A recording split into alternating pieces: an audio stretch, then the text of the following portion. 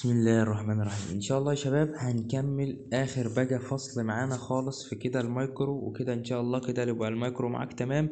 اتمنى تسمع الفيديوهات دي وتحاول تستفيد على قد ما تقدر. ان شاء الله لو سمعتها زي ما قلت لك هتتلم اكبر قدر ممكن، وان شاء الله هتخش الامتحان مش محتاج اي حاجة تاني يعني. تمام. ده اخر فصل معانا وكده، برضو ابقى عملت كل اللي انتوا عايزينه وكل اللي انا اقدر عليه معاكم يعني. تمام. قال لك في الفصل دوت هنتكلم عن الفاكسين، ولما شرحت لك الفصل ال15 قلت لك ايه؟ قلت لك ما تذاكرش لا الفصل ال15 ولا ال16 هتحل، صح ولا لا؟ صح. فانا بقول لك برضو نفس الكلام بتاع شابتر 16 متكرر، كلام متكرر يعني. لو حذف لك الفصل كله كده ما عملش حاجه ما تفرحش وتقول لا ده حذف، لا خالص. ده بالعكس، ده انت المفروض تزعل، ده حذف حاجات موجوده ان انت لو قريتها هتستفاد، هتفتكر دي كانت فين ودي كانت فين والكلام ده. تمام. تعالى نتكلم مع بعض في الفصل 16. قال لك ان الفصل 16 بيتكلم عن الفاكسين، اللقاحات اللي احنا شفناها في كل المحاضرات اللي فاتت. قال لك ان الفاكسين از بيولوجيكال بريفنشن اللي هو مستحضر بيولوجي، هو مستحضر ايه؟ بيولوجي ذات بروفايد الاكتيف اكوارد اميونيتي، اللي هو بيحاول يوفر مناعه مكتسبه ايه؟ نشطه. بيوفر مناعه مكتسبه نشطه كده، تكون نشطه، مناعه مكتسبه مش وراثيه، خد بالك. فهو بيوفر ان الفاكسين ده بيتاخد بعد ما الواحد يحصل له انفكشن بمرض كذا، فعشان يعمل له ايه؟ عشان يوفر عنده اكتيف اكوارد اميونيتي، يوفر مناعه مكتسبه نشطه تو بارتيكولار انفكشن ديسيز، للامراض الايه؟ المعديه المعينه. قال لك ان الفاكسين تايبيكالي كونتينت ان ايج ذات ريسامبلز از ديسيز كوزنج المايكرو اورجانيزمز. قال لك ان هو عم يشبه الكائنات الحية الدقيقة، او ان هو بيتاخد زي ما شرحت لك قبل كده وقلت لك ان هو بيتاخد من الكائنات المايكرو اورجانيزمز اصلا اهو. and is often made from الويكند or killing them، ان انت بتقتلهم.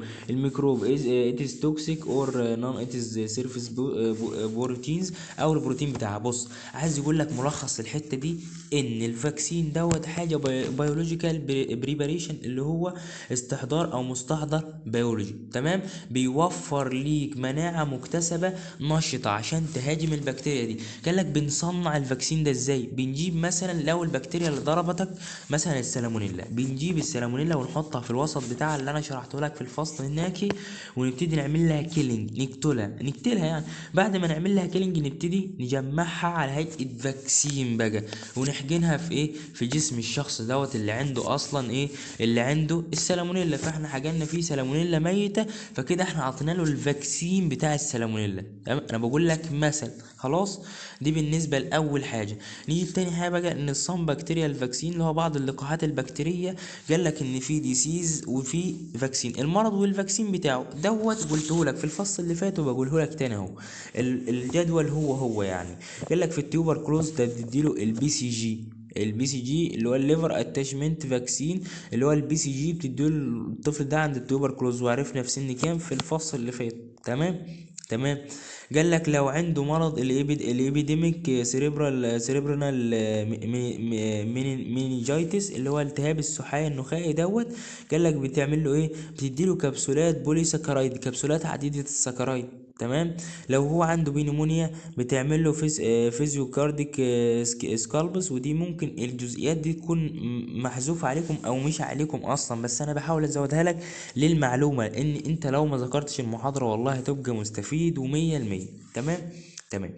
بعد كده قال لك الديفيتيريا، احنا قلناها الديفيتيريا فاكرينها الدي بي تي الديفيتيريا. تمام. والتيتانيز اللي هو التوكسايد او الانتي تيتانيز اللي هو بياخد توكسايد منه. الووبنج كاف اللي هو السعال الديجي الكيلد فاكسين، بناخد كيلد فاكسين. الديفيتيريا تاني والهوبنج كاف والتنتيتيز بنديله الدي بي تي، بنعالجه عن طريق الدي بي تي، بنديله فاكسين بالدي بي تي. انما الفيفر بنعمل له ايه؟ كيلينج فاكسين اللي هو التي اي بي، لقاح ايه؟ مقتول. دول قلتها لكم في الفصل اللي فات، او دول قلت لكم في الفصل اللي فاتت. والفصل اهو صغير خالص، هو حاجه تافهه لو ما ذكرتهاش والله هتخش وهتجاوب من غير اي حاجه، من غير من خلال مذاكرتك اللي فاتت للشباتر اللي فاتت دي يعني. تمام.